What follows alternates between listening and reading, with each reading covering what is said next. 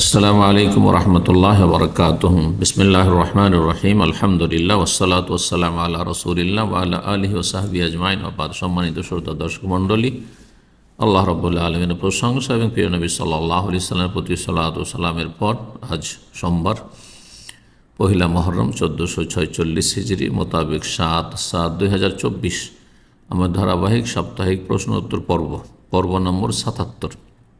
10টি প্রশ্ন আমাদের কাছে রয়েছে বিভিন্ন দেশ থেকে আসা, বিভিন্ন মাধ্যম দিয়ে সেই প্রশ্নগুলির আমরা ইনশাআল্লাহ তাআলা সংক্ষেপে উত্তর দেওয়ার চেষ্টা করব। আল্লাহ রাব্বুনা আমাদের সকলকে উপকারী জ্ঞান দান করেন এবং সহিহ শুদ্ধ আমলের তৌফিক দান করেন, সমস্ত বিভ্রান্তি থেকে বাঁচিয়ে রাখেন, জান্নাতের পথে রাখেন, জাহান্নামের আযাব থেকে পথ থেকে আল্লাহ রক্ষা করেন। 1 নম্বর প্রশ্ন করেছেন, আসসালামু আলাইকুম শেখ। ওয়ালাইকুম আসসালাম রহমতুল্লাহ। ইস্তেখারার নামাজের দোয়াটা বাংলায় করতে পারবো যেহেতু আরবি মুখস্থ নাই? না, ইস্তেখারার দোয়া বাংলায় করা চলবে না, যেহেতু নবী সাল্লাল্লাহু আলাইহি ওয়াসাল্লাম এটি মাসনুন মাসুর দোয়ায় মাসুরা হাদিসে বর্ণিত দোয়া রয়েছে। বিশেষ বিশেষ যে দোয়াগুলি যেগুলি নবী সাল্লাল্লাহু আলাইহি ওয়াসাল্লামের হাদিসে বর্ণিত রয়েছে সেগুলি অন্য ভাষায় চলবে না, তবে নিজের ইচ্ছা মতো যখন দোয়া করবেন তখন সেই দোয়া চলবে। আল্লাহ আমাকে কল্যাণ দান করো, আল্লাহ আমি এই কাজটি ব্যবসা করতে যাচ্ছি, অথবা বিয়ে শাদিতে নামতে যাচ্ছি, অথবা এইরকম যে কোনো কাজ করতে যাচ্ছি, আল্লাহ এতে যদি কল্যাণ থাকে আমাকে দান করো, আর যদি এতে অকল্যাণ থাকে রক্ষা করো, এইভাবে আপনি বলতে পারবেন। কিন্তু যখন ইস্তেখারার সালাত পড়বেন সেই দোয়াটি পড়তে হবে অবশ্যই, এবং সেই দোয়াটি যদি মুখস্থ না থাকে মুখস্থ করে নেন, সবচাইতে ভালো। জীবনে বিভিন্ন সময় কাজ আসবে, শুধু ইস্তেখারা তো জীবনে একবার নয়, বিভিন্ন কাজের ক্ষেত্রে। আর যদি মুখস্থ করা সম্ভব না হয়, গাফিলতি অথবা যে কোনো কারণ হোক না কেন, তাহলে দেখে দেখে পড়লেও হবে। সালাম ফেরার পরে আপনি দেখে দেখে ইস্তেখারার দোয়াটি পড়বেন, কিন্তু আপনি ইস্তেখারার দোয়া না পড়ে সেটা বাংলার অনুবাদ পড়বেন অথবা বাংলায় বলবেন, এটি যথেষ্ট নয়। এবং নামাজের প্রথম বৈঠকে যদি আত্তাহিয়াতের সঙ্গে দুরুদ পড়ে ফেলি জেনে বা অজান্তে, তখন কি সাহসেদা দিতে হবে? না, প্রথম বৈঠকে আত্তাহিয়াতের সাথে সালাত আলান নবী পড়া কোনো কোনো হাদিস দ্বারা প্রমাণিত, যেমন শেখ বাজ রাহিমাহুল্লাহ এটিকে বলেছেন যে মুস্তাহাব। সুতরাং এটি এমন কোনো ভুল করেননি যে ভুলের জন্য আপনাকে সাহসিদি দিতে হবে। যদিও অধিকাংশ ওলামারা বলছেন যে প্রথম তাশাহুদে শুধু আত্তাহিয়াত পড়বেন, আল্লাহুম্মা সাল্লি আলা মুহাম্মদ আল্লাহু বারিক আলা মুহাম্মদ পড়বেন না, কিন্তু পড়লে ভালো, কোনো দোষের কথা নেই। ইচ্ছা করে পড়লেও ভালো, আর অনিচ্ছাকৃত পড়ে নিয়েছেন তাতেও কোনো অসুবিধা নেই। 2 নম্বর প্রশ্ন বলছেন, আসসালামু আলাইকুম শেখ। ওয়ালাইকুম আসসালাম রহমতুল্লাহ। আমার হাজব্যান্ড প্রবাসী, উনি মাসনা বিবাহ করতে চাচ্ছেন, আল্লাহ তাকে তৌফিক দান করেন। মাসনা মানে একাধিক বিয়ে, দ্বিতীয় বিয়ে। মাসনা মানে 2 তো বহু বিবাহ করতে চাচ্ছেন, 2 করবেন, 3 করবেন, 4 করবেন, জায়েজ রয়েছে, কিন্তু 3টি শর্ত রয়েছে, ভালো করে মনে রাখবেন। একটি হচ্ছে ঈমানি শক্তি, একটি হচ্ছে শারীরিক শক্তি, আর একটি হচ্ছে আর্থিক শক্তি। এই 3 শক্তি সামর্থ্য যদি থাকে, ঈমানি শক্তি হচ্ছে ইনসাফ, সুবিচার করা, অবিচার না করেন বিবিদের মাঝে, আর শারীরিক শক্তি হচ্ছে যে আপনি আপনার স্ত্রীদেরকে গুনাহ থেকে বাঁচাবেন, যাতে করে আপনার ছত্র ছায়ায় থেকে তারা পাপে লিপ্ত না হয়। তাদের শারীরিক হক আদায় করতে পারছেন না, অক্ষম আপনি, মোটেই জায়েজ নেই। তারপরে তৃতীয় শক্তি হচ্ছে আর্থিক শক্তি। 2 স্ত্রীকে 2 কমপক্ষে বাড়ি করে দিতে পারবেন, 2 ফ্ল্যাট নিতে পারবেন। এই নয় যে একই বাড়িতে একই উঠানে রেখেছেন, পাশাপাশি রুমে, আর রাত দিন ঝগড়া চলতে আছে, ফিতনা ফাসাদ চলতে আছে, অশান্তি, আপনি অশান্তিতে, আপনার স্ত্রীর অশান্তিতে, না, মোটে এইভাবে করবেন না। জি, তো উনি মাসনা করতে চাইছেন, উনি কি দ্বিতীয় বিয়ে করতে পারবেন? শরীয়তে জায়েজ রয়েছে, কিন্তু শর্তগুলি বললাম।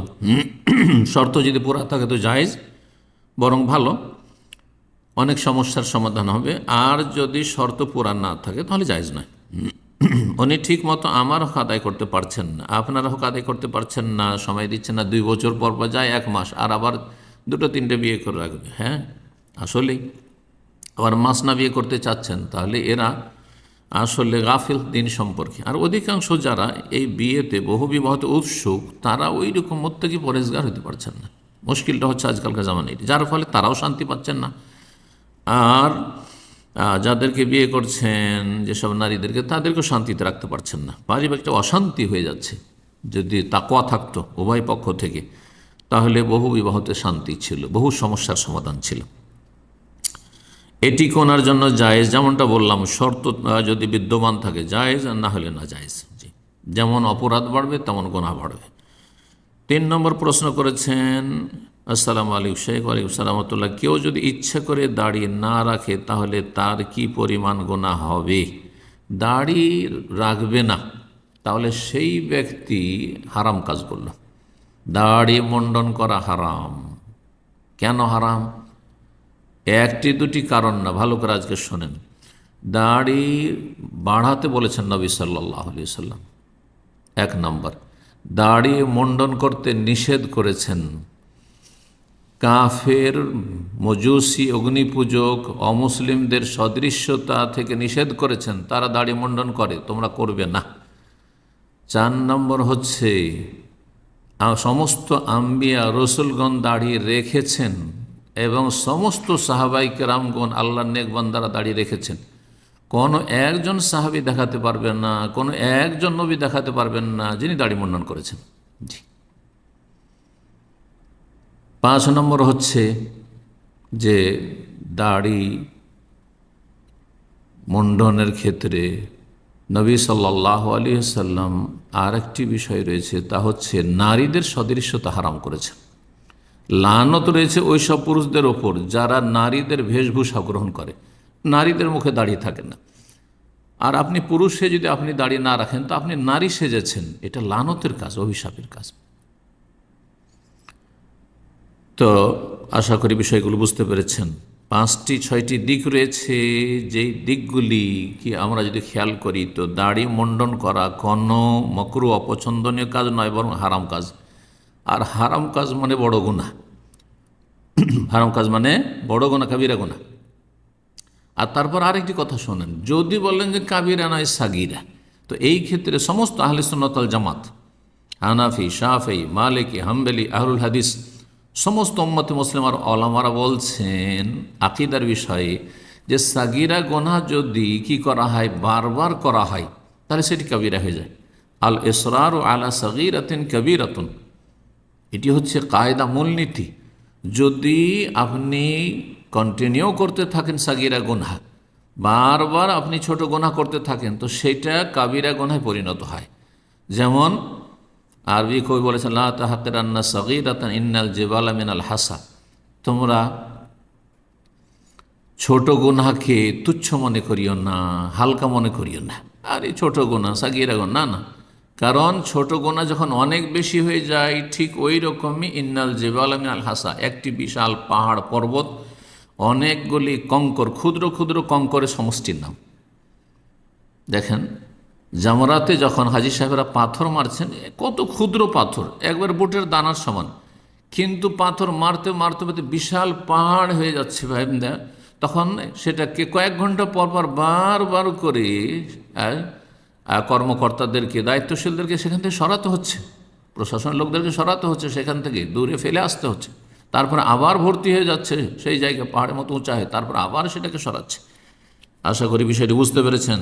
সাগিরা তো নয়, তারপরে যদি ধৈরেই নেন আপনি, সেটা তো জায়েজ নয়। যদি সাগিরাও বলেন তবুও সেটি বারবার করে মুন্ডন, প্রতিদিন সেভ করছেন, সপ্তাহে একদিন সেভ করছেন, মাসে কয়েকবার করছেন, তাহলে তারপরে সেটা সাগিরা থাকে? কোনো মতে সেটা সাগিরা থাকে না। হানাফিদের কাছে, না শাফি, না মালিকি, না হাম্বলি, না আহলুল হাদিস, কারো কাছে সাগিরা না। সুতরাং দাড়ি মুন্ডন করা হারাম এবং কাবিরা গুনাহ। আল্লাহ হিদায়াত দান করুন। মুসলিমদেরকে ইসলামের পরিচয় দেওয়ার তৌফিক দান করুন। যার দাড়ি নেই তাকে চেনা যায় না যে সে মুসলিম না অমুসলিম, তাহলে সে সালামের হক থেকে বঞ্চিত থাকে। একজন মুসলিমের হক হচ্ছে সালাম। কী করে আপনি সালাম পাবেন যেখানে আপনাকে চেনা যাচ্ছে না? আল্লাহ সঠিক বুঝ দান করুন। হীনমন্যতা থেকে আল্লাহ রক্ষা করুন, কাফেরদের করণ থেকে রক্ষা করুন। 4 নম্বর প্রশ্ন বলছেন, আসসালামু আলাইকুম শেখ। ওয়ালাইকুম সালাম। আমি বিয়ে করেছি 6 বছর, আমার স্ত্রী ও আমি কোনো নামাজ পড়তাম না। আল্লাহ হেদায়েত করেছেন, বলুন আলহামদুলিল্লাহ। এবং এই পাপের ওপর অনুতপ্ত লজ্জিত হন, যেখানে সেখানে বলে বাড়াবেন না যে আমি একসময় নামাজ পড়তাম না। এটা কিন্তু আল জাহর বিল মাসি, গুনাহের ওপর ধৃষ্টতা। গুনাহ করে লুকিয়ে রাখবেন, অনুতপ্ত হবেন, লজ্জিত হবেন, আল্লাহর কাছে আপনি কান্নাকাটি করবেন, তওবা করবেন। জি, চরম অপরাধ করেছেন। পরকাল নিয়ে সন্দেহ করতাম, হ্যাঁ বড় কুফরি। এখন আলহামদুলিল্লাহ নামাজ পড়ি, ইসলামের সব মেনে চলার চেষ্টা করি। আমার প্রশ্ন হলো, আমার শুধু মনে মনে সন্দেহ লাগে, আমি মনে হয় আমার স্ত্রীকে তালাক দিছি। আমার স্ত্রীকে জিজ্ঞেস করছি, তোমাকে এ ধরনের কথা বলছি কখনো? সে বলি নাই। আমার মনে হয় একবার বলছি, একবার মনে হয় বলি নাই। আমার কি করণীয়? আপনার এটি ওয়াসওয়াসা, শয়তান আপনাকে বিভ্রান্ত করছে, শয়তান আপনাকে কষ্ট দিতে চাইছে। সুতরাং শয়তানের ষড়যন্ত্র থেকে, চক্রান্ত থেকে বাঁচার জন্য এগুলোর দিকে ভ্রুক্ষেপ করবেন না। হ্যাঁ, ইস্তিরসাল মানে তার পেছনে পড়বেন না আপনি। আসছে সাথে সাথে সেটাকে দূরে করে দেন এবং আউযু বিল্লাহি মিনাশ শাইতানির রাজিম পড়েন। যেখানে আপনার মনে নেই, আপনার স্ত্রী বলছে না তালাক দেওয়া হয়নি, তো আসল হচ্ছে তালাক হয়নি। যতক্ষণ নিশ্চিত না হবেন, আগের কথা কিছু মনে নেই আলহামদুলিল্লাহ। জি, 5 নম্বর প্রশ্ন বলছেন, আসসালামু আলাইকুম শাইখ আলাইকুম সালাতুল্লাহ, জামাতে ফরজ সালাতের পূর্বে একামত দেওয়া কি ওয়াজিব না সুন্নাত? যদি জামাতে হয় তো একামত হচ্ছে ফারজে কেফায়া, ফরজ। যে কোনো একজন মুসল্লি, ইমাম হোক অথবা যারা জামাতে রয়েছে মুক্তাদি, তাদের কেউ একজন একামত দিয়ে দেয়, আর সেটা যদি মুয়াজ্জিন দেয় তাও বেশি ভালো। কেউ একজন একামত যদি দিয়ে দেয় তাহলে ফারজে কেফায়া আদায় হলো, যেমন জানাজায় কিছু লোকের হাজির হলেই হয়ে গেল, ওই রকম একামত একজন দিলে সবার পক্ষ থেকে আদায় হয়ে গেল, ফরজ সেটি। আর যদি জামাত হচ্ছে আর একামত দিলেন না, তাহলে ফারজে কেফায়া ছুটে গেল। সুতরাং সবাই গুনাহগার হয়, মুসল্লিরা, ইমাম আর মুক্তাদি সকলে গুনাহগার হবে।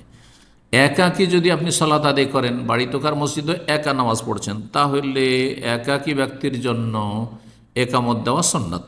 একামত দেওয়া সুন্নাত, কারণ আজান একামতের ফজিলত রয়েছে, শয়তান বিতাড়িত হয় এবং আশেপাশে যতদূর পর্যন্ত এই আজান এবং একামতের আওয়াজ পৌঁছে, তো সব কিছু সমস্ত সৃষ্টি কিয়ামতের দিন ইল্লা শাহিদ আল্লাহু ইয়াউমাল কিয়ামা, কিয়ামতের দিনে সাক্ষী দেবে। সুতরাং একাকী নামাজের জন্য হচ্ছে একামত সুন্নাত, ফরজ নয়। 6 নম্বর প্রশ্ন বলছেন, আসসালামু আলাইকুম শেখ ওয়ালাইকুম সালামতুল্লাহ, আমার দুধমা এবং তার সন্তানদের সাথে আমার ভাই বোনদের পর্দার বিধান কেমন হবে? না, আপনার দুধমা, কিন্তু আপনার ভাই বোনদের কেউ না। জি, শুধু আপনার ভাই মাহারাম হবেন, আপনি মাহারাম আপনার দুধমায়ের জন্য। যেহেতু দুধমায়ের সাথে পর্দা করা লাগে না, তাই আমি কি আমার সন্তানকে আমার ভাইয়ের স্ত্রীর মতো গায়ের মাহরাম মহিলাকে ইচ্ছাকৃতভাবে দুধ মা বানালে গোনা হবে কি? আপনি দুধ মা বানাতে পারেন দুধ খাওয়িয়ে, কিন্তু 5 বার খাওয়াইতে হবে। দুধ মা বানাতে পারেন, কিন্তু দুধ পান করার বয়সে 2 বছরের ভিতরে হইতে হবে। যখন মূল খাদ্য শিশুদের দুধ থাকে, তখন 2 বছর বা 3 বছর 4 বছরের বাচ্চাকে দুধ পান করালে সাথে দুধ মা সাব্যস্ত হবে না। এক ঢোক 2 ঢোক টান দিলে হবে না, বরং 5 বার করে যদি খামসুর আজাদ হয়ে থাকে তাহলে দুধ মা সাব্যস্ত হবে। 7 নম্বর প্রশ্ন, আসসালামু আলাইকুম শেখ ওয়ালাইকুম আসসালাম রহমতুল্লাহ, আমার এক আত্মীয় যিনি নিঃসন্তান, ওনার সহোদরা একজন ভাই এবং একজন বোন আছেন। এমতো অবস্থায় ওনার সম্পদে ওনার স্ত্রীগণ 2 জন স্ত্রী ওনার এবং ভাই বোন ব্যতীত আর কেউ ওয়ারিস হবেন কি? ওনার যে স্ত্রী 2 জন রয়েছে আর ছেলে মেয়ে নেই, তাহলে 2 স্ত্রীতে 4 আনা পাবে। হ্যাঁ, 25 পয়সা 100 পয়সার মধ্যে 4 আনা, তাহলে 4 আনাকে 2 ভাগ করে দিত। 2 স্ত্রী হোক, 3 হোক, 4 হোক, স্ত্রীদের জন্য যদি ছেলে মেয়ে না থাকে তাহলে হচ্ছে রোবো, চতুর্থ অংশ। তো মূলধন সম্পদের 4 ভাগের 1 ভাগ পাবে, আর 2 স্ত্রী তখন ভাগ হবে 8 ভাগের 1 ভাগ একজন, আর একজন 8 ভাগের 1 ভাগ, যে সমান সমান করে অষ্টাংশ করে 2 জনে পেল 4 ভাগের 1 ভাগ রোবো। আর যদি ছেলে মেয়ে থাকে তাহলে একজন থাক আর 2, 3, 4 স্ত্রী থাক, ওই সমান অষ্টাংশ পাবে। বাকি যে 75 পয়সা থেকে গেল বা 12 আনা থেকে গেল, এটা আপনার যে ভাই বোন রয়েছে তারা পাবে লিজ্জাকার এই মুসলিম হাজিল উনসাইন। আপনার ভাই 2 ভাগ আর আপনার বোন হচ্ছে 1 ভাগ। তাহলে এই 75 পয়সা ভাগ হবে কিভাবে? তাহলে 3 ভাগ করবেন, 1 ভাগ 4 আনা দিয়ে দিবেন আপনার এক বোনকে, আর আপনার এক ভাই আছে সে 8 আনা অর্ধেক ধন সম্পদ নেবে, অন্য কেউ ওয়ারিস হবে না, কারণ আপনার বাপ মা নেই। বাপ মা থাকলে আবার ভাই বোনের ওয়ারিস হইতো না।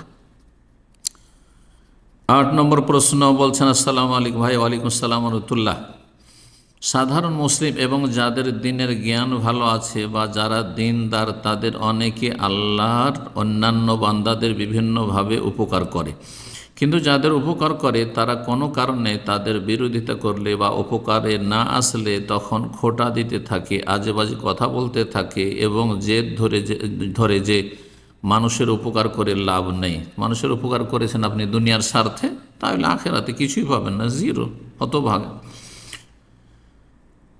মানুষের উপকার করে লাভ নেই, যারা দুনিয়ার স্বার্থপর তাদের লাভ নেই। জি, মানুষ, বেঈমান ইত্যাদি। আপনি পরকাল জন্য চিন্তাশীল হবেন, যা কিছু নেক কাজ করবেন, উপকার করবেন, আখেরাতকে উদ্দেশ্য করবেন। এসব চিন্তা ভাবনা কি করা ঠিক? হারাম, নাজায়েজ কাজ।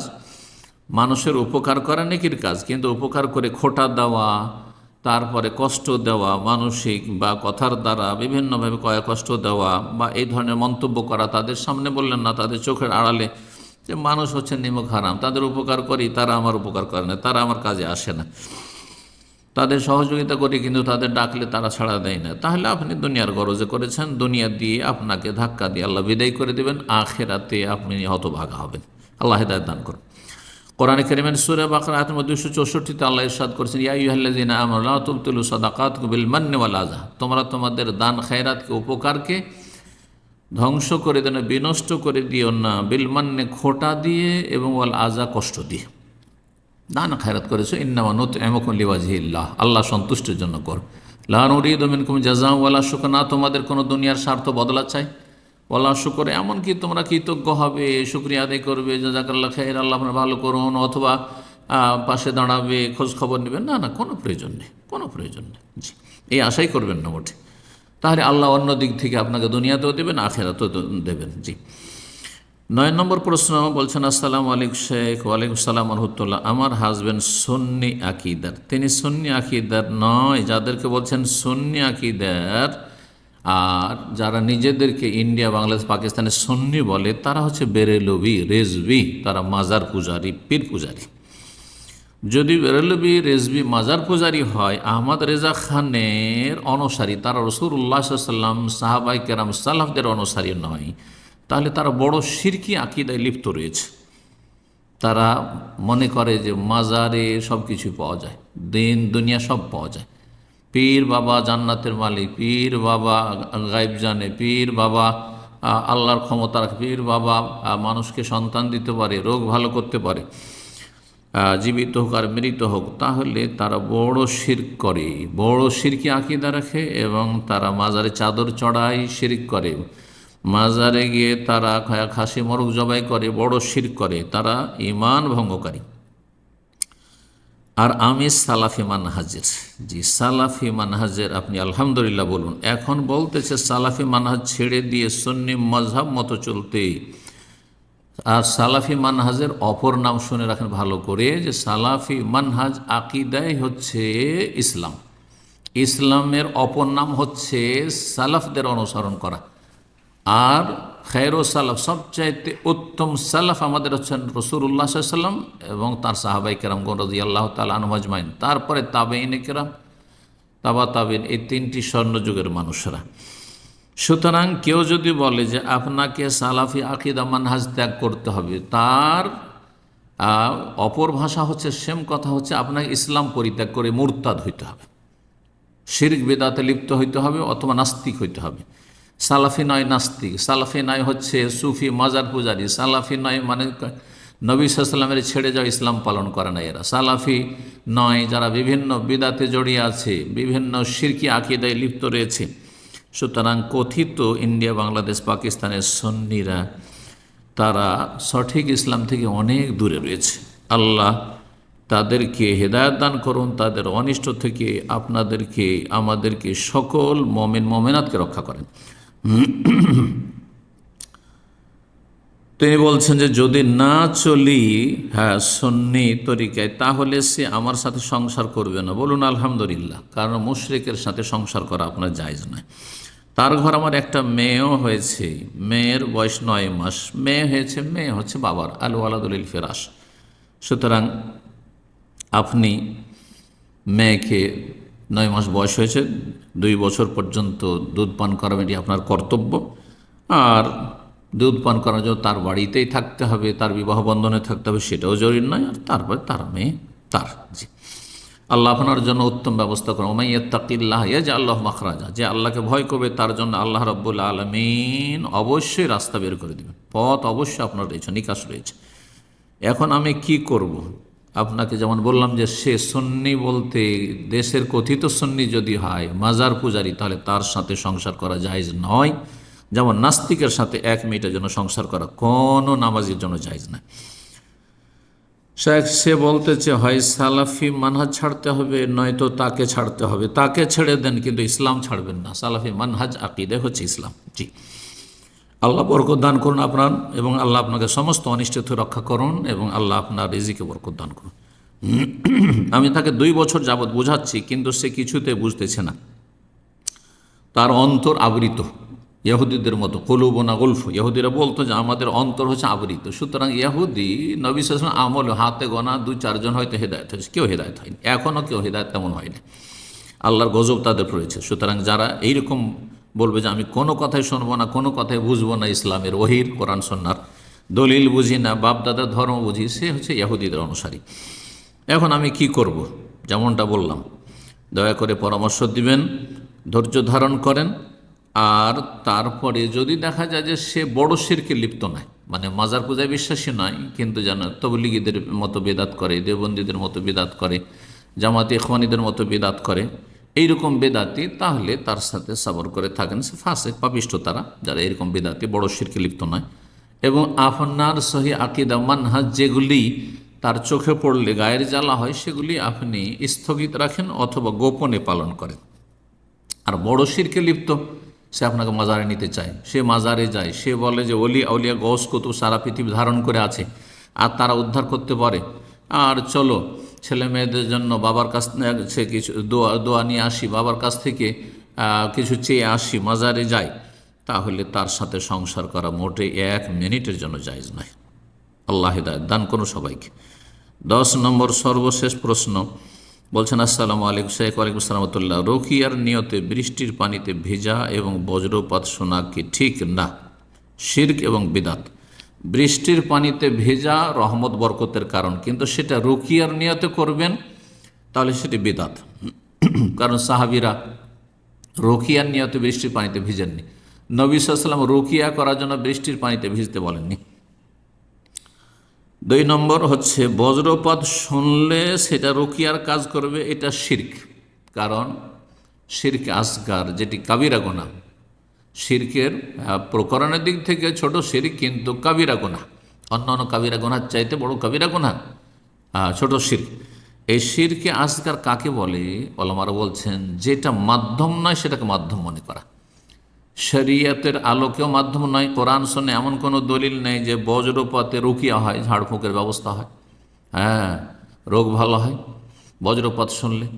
আর সায়েন্সও বলে না যে বজ্রপাত শুনলে ওই প্যানাডল যেমন কাজ করে, আর অ্যান্টিবায়োটিক যেমন কাজ করে, বিভিন্ন ওষুধগুলি যেমন কাজ করে, ঠিক তেমনই বজ্রপাত শুনলে শরীরের রোগ ভালো হয়। তাহলে যেটা সায়েন্সেও বলে না যে সেটা মাধ্যম বা উপায় উপকরণ, আর শরীয়তের বিধানও বলে না, সেটির নাম হচ্ছে শিরক। এই জন্য যত রকমের টোটকা রয়েছে, অলক্ষী রয়েছে, কুলক্ষণ রয়েছে, এই ধরনের যত কিছু রয়েছে সবগুলি হচ্ছে শিরক। তাবিজ এই জন্য শিরক। তাগা বাঁধা, বালা পরা আত্মরক্ষার জন্য অথবা রোগ ভালো করার জন্য, এগুলি হচ্ছে শিরক। আল্লাহ রাব্বুল আলামিন যেন আমাদেরকে শিরক বিদআত থেকে বাঁচিয়ে রাখেন এবং উপকারী জ্ঞান দান করেন, নেক আমলে তৌফিক দান করেন, সমস্ত অনিষ্ট থেকে আল্লাহ রক্ষা করেন। ওয়া সাল্লাল্লাহু আলা নবিয়িনা মুহাম্মদ ওয়া আলা আলিহি ওয়া সাহবিহি আজমাইন।